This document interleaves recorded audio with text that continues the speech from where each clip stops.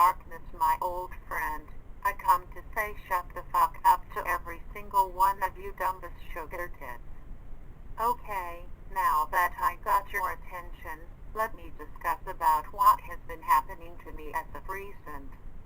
I was an intern at Disney Animation Television, working closely with Alex Hirsch and Darren Nefsey. The latter is the showrunner, creator, writer, and dictator behind Star vs. the Forces of Evil.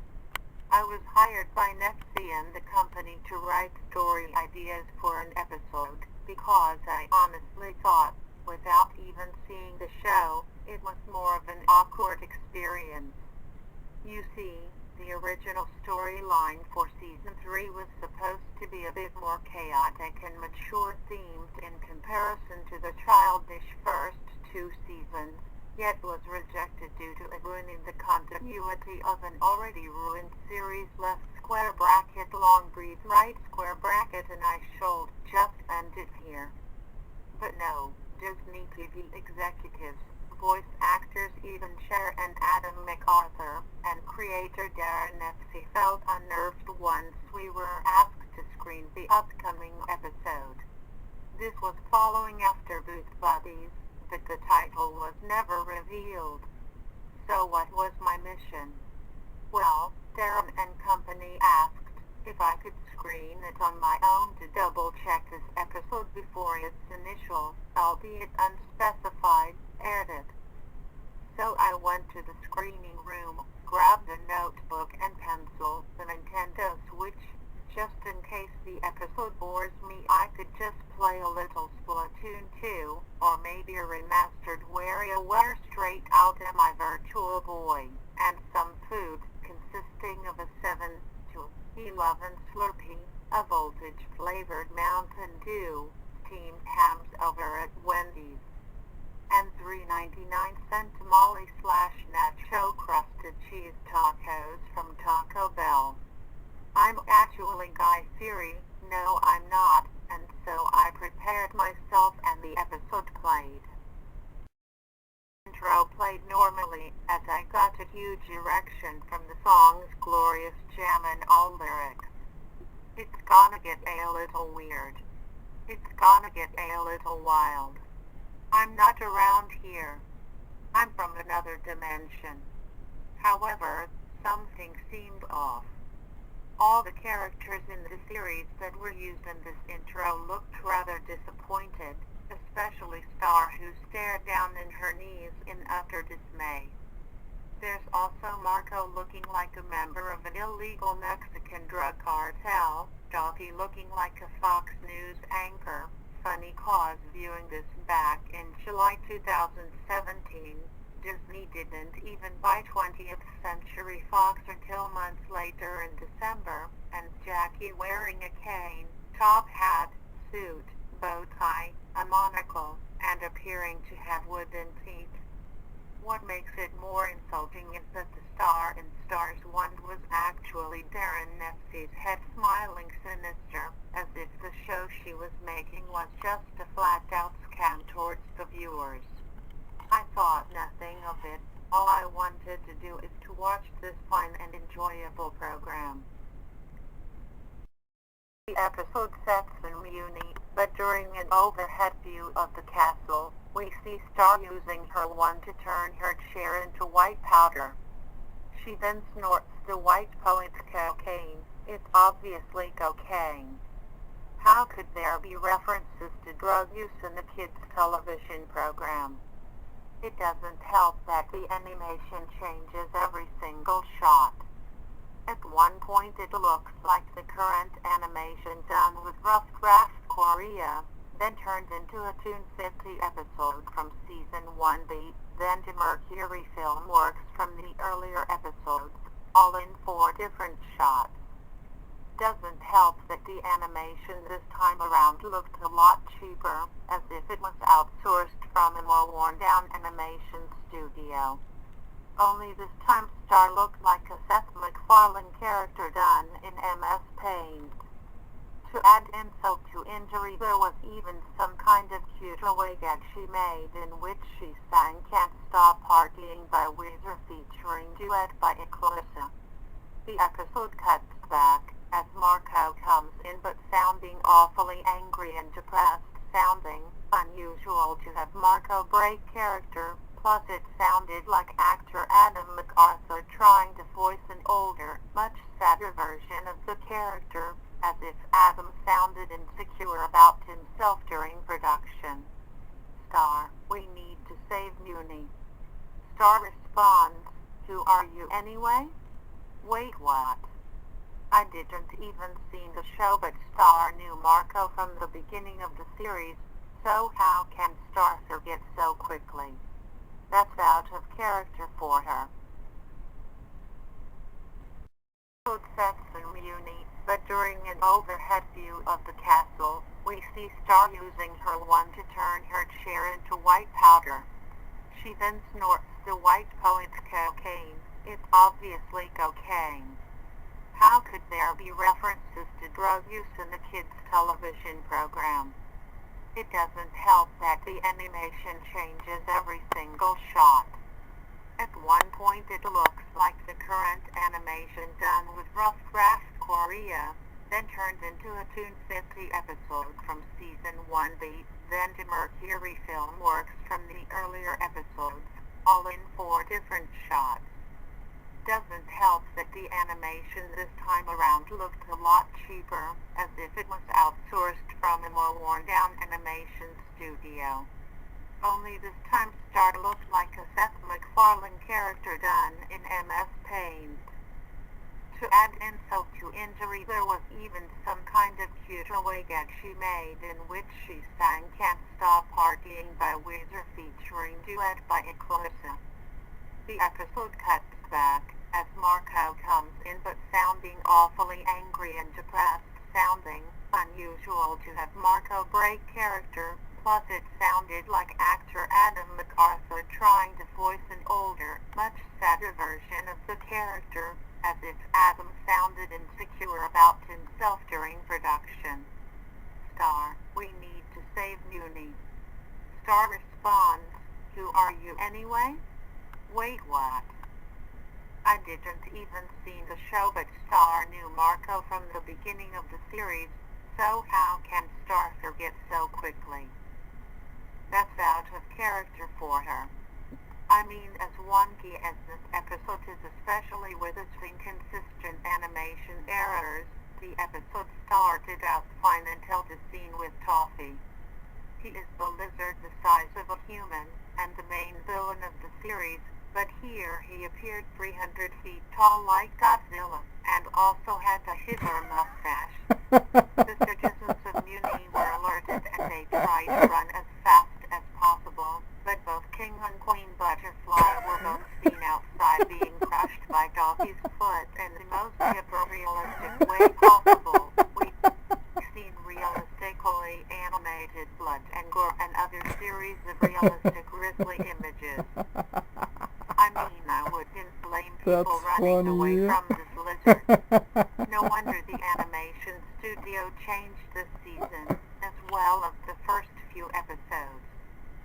Doesn't help that the animation now turned into a Ren and Stimpy style animation, as if Darren Neffy's drawings were changed into John Crickfalusi's, and when Marco and Star begin to panic, the background suddenly turned psychedelic. Even Star looked like Grenho trying to slap the shit out of Marco like Cal Rentis in that show. Star grabs her wand to destroy Toffee but ends up being zapped in the process. She was zapped with photorealistic blood and gore coming from the Princess Star. We can see human skeletons drawn in the process. Cool. Doesn't help that there was some audio glitch during the making, as we can hear Darren Neffy snickering in the background, as if she wants to destroy her creation, as well as her fan base. Fuck this show.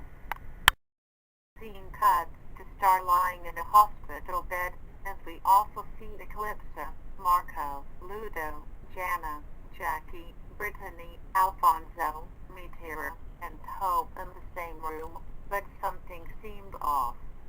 The animation looked more unfinished, and it looked like it was made in colorized animatics.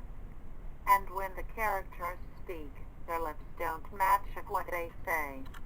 Hell, the lip syncing is just as shitty as the cutscenes straight out of a few early PS1 Tomb Raider games. Darren Nefsey doesn't know anything about animation, I swear. She's probably the same person who claims that there's no such thing as a flat earth. Heck, this studio is full of idiots.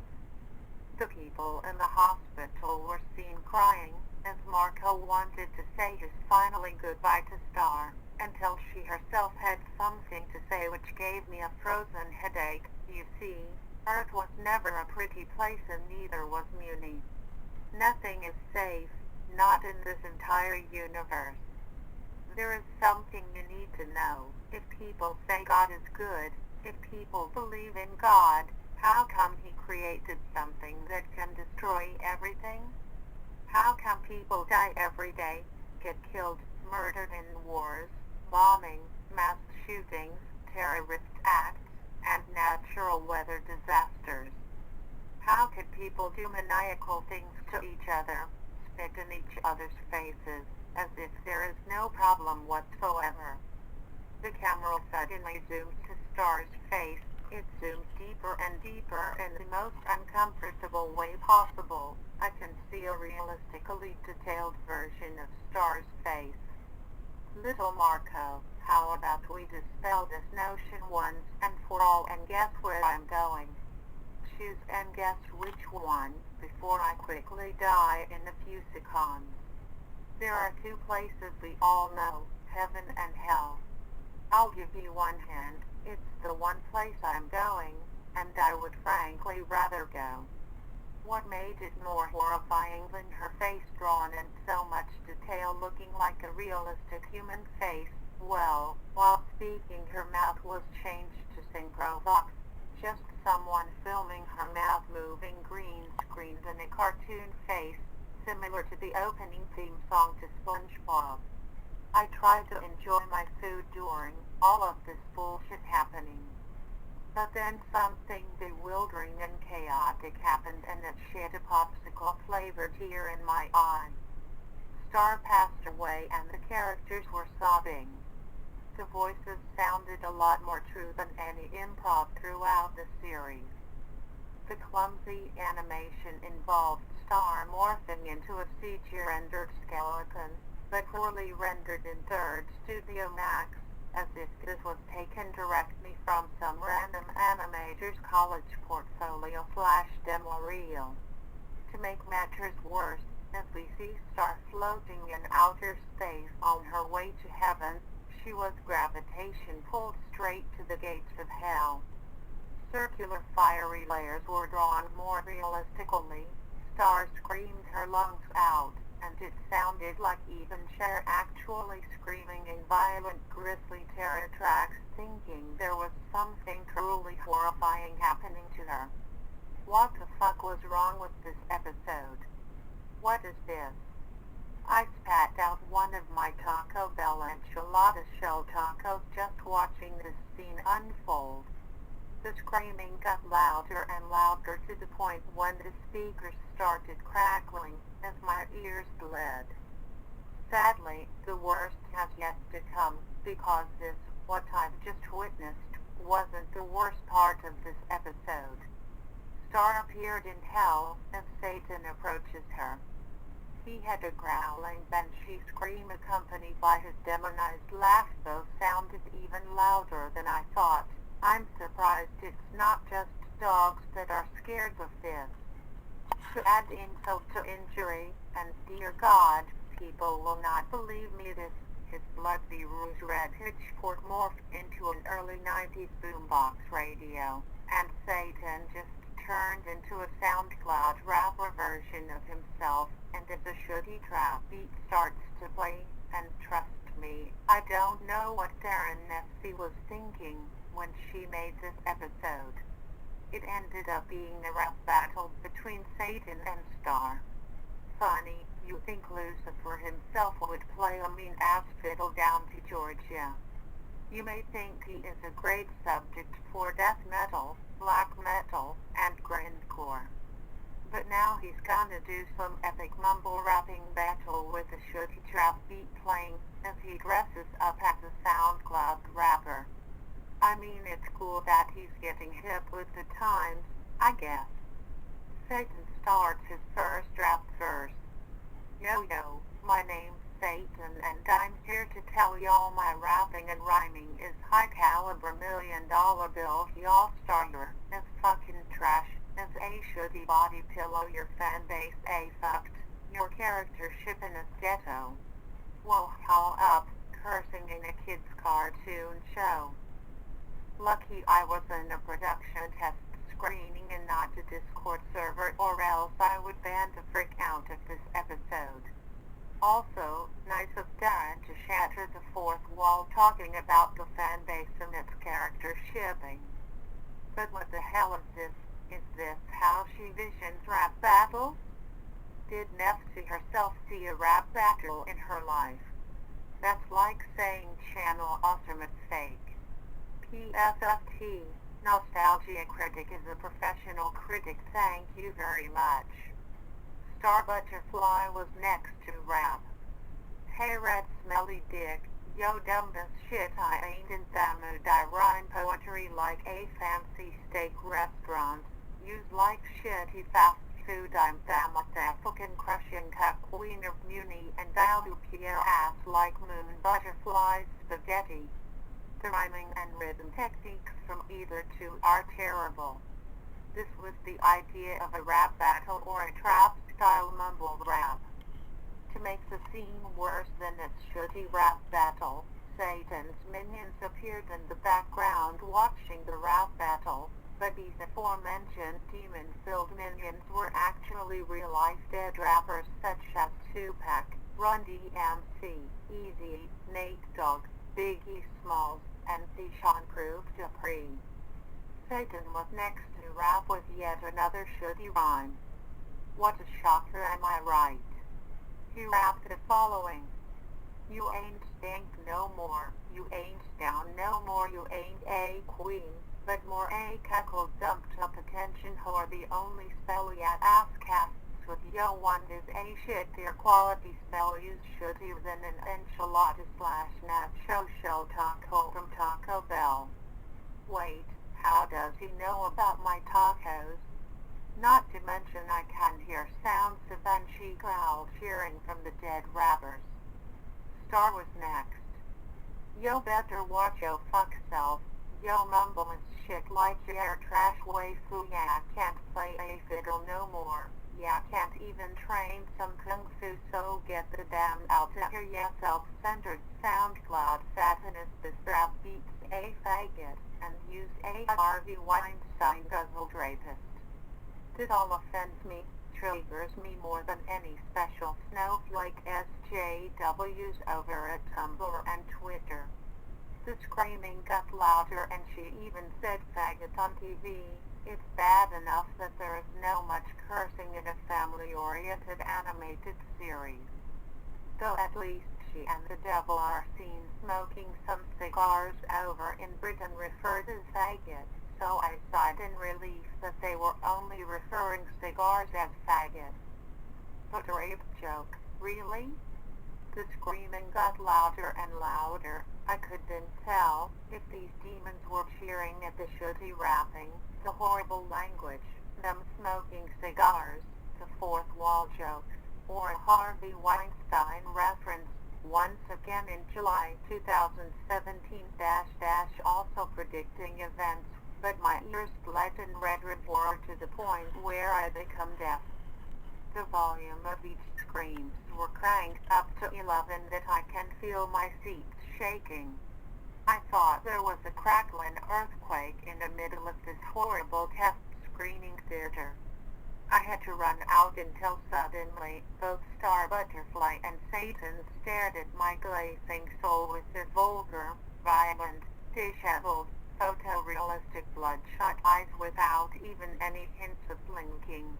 star had a sinister smile showing her razor-sharp knife-shaped teeth, and she violently threatened out this command to me: "If you walk away from this episode screening, I will jump out the screen and use my wand to turn your dick into a llama." You don't want that to happen, do you?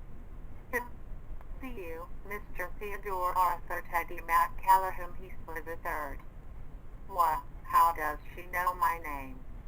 I assume this is why Satan mentioned the Taco Bell tacos I began to eat. But sweet baby damn, I rushed out of the screening room. I grabbed the DVD once I snuck into the projection room, and I stormed straight to Darren Neffsey's office, demanding the meaning of this train wreck. I slammed the DVD to her desk and I asked with my shouting voice, "What the fuck is this bullshit?" Her chair swiveled around, revealing, well, it's hard to even explain. She turned around with her evil grin staring at my soul, and she uses her plastic wand, used for promotions of the show, to turn me into toffee. I honest to God thought that her wand was plastic and fake, but it turns out that it's a style of witchcraft that ended up ruining my life forever. I ended up being toffee. Stephen Shaw was in a costume as Star, and Adam MacArthur was in a costume as Marco Diaz. But all of this was real. This was no cartoon anymore. Darren exclaimed, "Okie dokie guys. Let's start shooting this new series." To add insult to injury, she used her same one to turn that Star vs. Screener DVD into a Family Guy DVD. I panicked. I had to rush out, but things seemed off. Everything is in animated form, albeit inconsistently animated. Every season to this point of Star vs. were filmed on location. They were not drawn. Darren Neffsey has been lying to you, especially the fan base, this whole entire time. I was one of many reasons why I was shipped with another character. The moral of the story is to not trust talented creators. They will take you for granted. Mommy and Daddy, please forgive me for working my college intern at a so-called animation studio. I'm typing this all out before I attempt to commit suicide. Goodbye, cruel world. Goodbye, forever.